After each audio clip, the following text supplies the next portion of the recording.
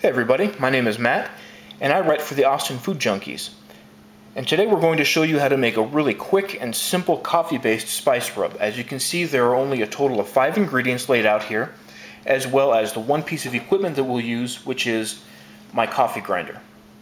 Now here we have 1 tablespoon each of whole coriander and whole cumin seed. We have 1 chipotle pepper, 1 teaspoon of hot smoked Spanish paprika, 1 tablespoon of brown sugar, and 3 tablespoons of coffee. Now, if for some reason you don't have access to whole spices, that's really not an issue. Just go on ahead and use pre-ground, and it's going to be about the same measurements. So 3 tablespoons and 1 tablespoon each of the coriander and cumin. Now, before we get to grinding, I thought we should talk for just a second about coffee selection. Now, when you're choosing coffee, I think that a good rule of thumb here is basically the same as when you're selecting a wine to cook with. Choose something that you like to drink, because if you like the way that it tastes in your cup, chances are you'll like it just fine in the spice rub. Just make sure that it's a good quality coffee.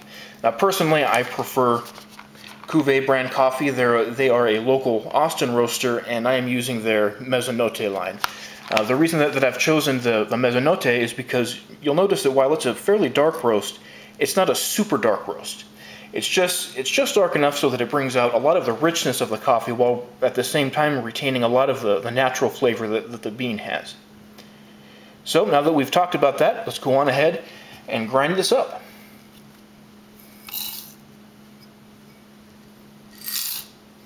Okay, next the brown sugar. And the paprika. And finally the chipotle. I'll go on ahead and fit the lid on.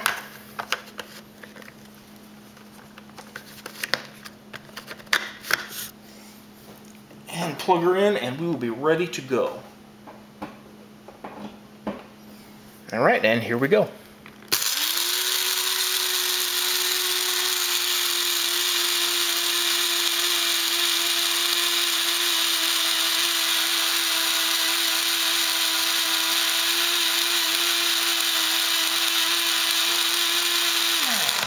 And that should be just about good enough.